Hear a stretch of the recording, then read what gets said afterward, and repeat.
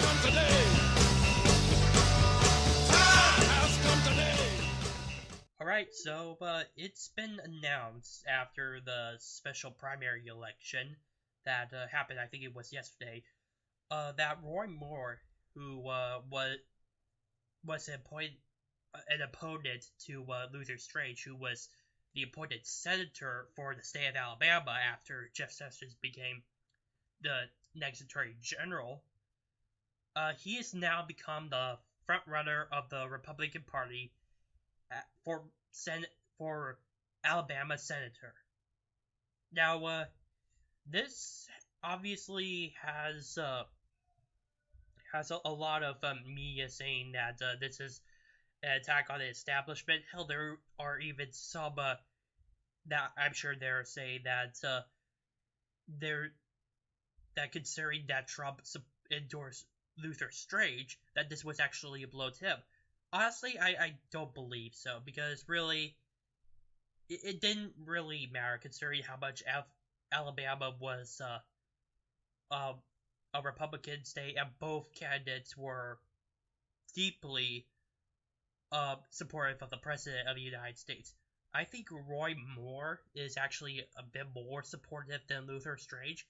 So, but I wouldn't mind if either one had won the nomination to become the next senator. So, had I been an Alabama voter, I would have my choosing either one for the next senator. But there are some claiming that this Roy Moore is now going to have a tougher fight in Alabama when he's facing his Democrat opponent. I forgot his name, so yeah, I don't really. I forgot his name. I'm sorry, but a lot of media say this, and they're basically pointing out the fact that he is an anti-establishment figure, and while he has been a chief justice for the state of Alabama and served a few other offices within the state, this is the first time he's ever been on the national level, considering that he's ready for the Senate. But I don't. But unlike what the media says, I do not believe that this will be a big problem. You see, Alabama has been a pretty good stronghold Republican state for, well, I think since the 80s? I cannot be sure. But they have been very supportive of the Republican Party, and that's always been a very basic notion. Most of the time in strategically held states where they're either Republican or Democrat, you would expect the party who has a stronghold in that state to be the one who's expected to be the winner in that state. Now, I'm not saying it is impossible for the Democrats to win. I'm just saying that, well, it's looking more. Chances are the Republicans are going to win again. So, I wouldn't expect anything different from the Alabama Senate. I would be immensely surprised if the Democrats managed to win this special election.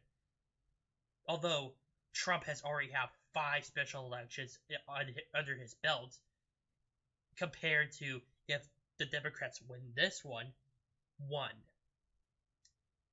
and that would and even if the Democrats gain only 1 seat, that still leaves Congress, the Republicans, with a majority in the Senate. But like I said before, I do not think that there's going to be any significant change in the Republican stronghold state of Alabama. I don't think so. It's just going to remain as it is. Kind of like here in the state of Washington, where it's just definitely a Democratic stronghold, and the Democrats mainly control a lot of political offices in the state. So I do not believe anything is I don't think the Republicans are gonna lose any influence in that state at all. Now, on to my next issue. Today, for President Donald Trump actually mentioned more on tax reform and a little bit more on Obamacare. Now, considering what happened this week, of how much there are there are very few people who supported the Graham Cassidy bill, the Senate actually decided to throw it out from being voted upon by the Senate this weekend. And honestly, I would have to say that's the best. That is unfortunately the best move, considering that John McCain, Rand Paul, I think also Susan Collins actually said that they would not support this bill. So I think that was the best safe option that they could make. But considering that of Trump's marks on tax reform and Obamacare, he said that right now we're going to focus on tax reform, which although there's still some more issues going on there, he's thinking about a 3-branch system of the highest earners getting only 35% tax rate, and I think 15% for the lower classes, and I think 20% for the middle class. But I don't recall if that's the correct case. And inside the reform also, he's gonna try to get rid of several taxes like the death tax, and is trying to try to lower corporate tax to about 20%. He originally wanted it to 50, but he cited the fact that we need to generate more revenue. So that I can understand stand him on that. But yeah, we definitely, in terms of if we need to get the deficit back down and the debt eliminated, we need to do that. So we need to earn revenue. But anyway, that's what his so far his basic plan is in terms of tax reform. Now this will probably be definitely a big fight inside both the Senate and the House of Representatives. On one hand, this would seem like a clean win for the Republicans. They have control of the Senate and the House of Representatives, and honestly, as a Republican myself and a conservative, this tax reform isn't that bad. It's actually pretty good.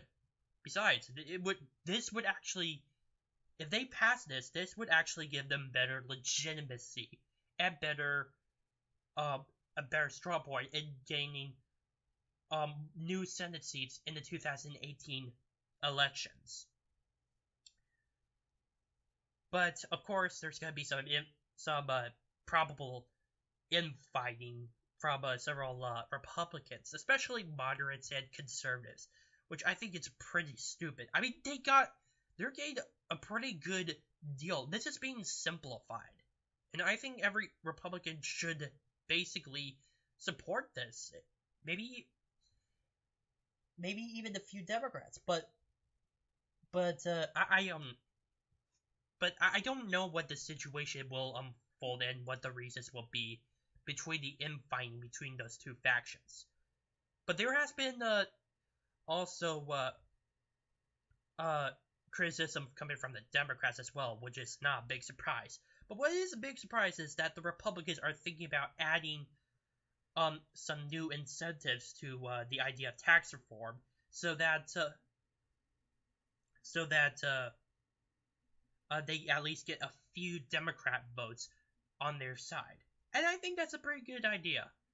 I mean, this whole idea of division is definitely actually causing more problems than good, and considering the fact that there's only a simple majority in both houses, I think that is a necessity to work with the Democrats a little bit.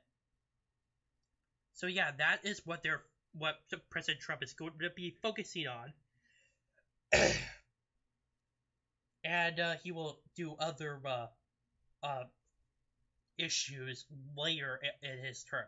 Specifically, he's going to plan on working on Obamacare next January, and I completely understand that. And while I may not get the repeal and replace of Obamacare that I would wish to have, I would understand that this would take at least give the Republicans some time to at least fix a bill, or well, focus on a bill that would satisfy both the moderates and the conservatives, and somehow just maybe get a Democrat or two on their side. I don't know. Maybe that it could happen, but yeah, we'll see. It's just he's currently right now placing Obamacare in his next to-do list in January of 2018. So let's see how that happens. Well, so that is all I have for you for today. Please like and share this video, comment down below, and subscribe to my channel. My name is Nomian from the Ark of Truth. See ya. Time has come today.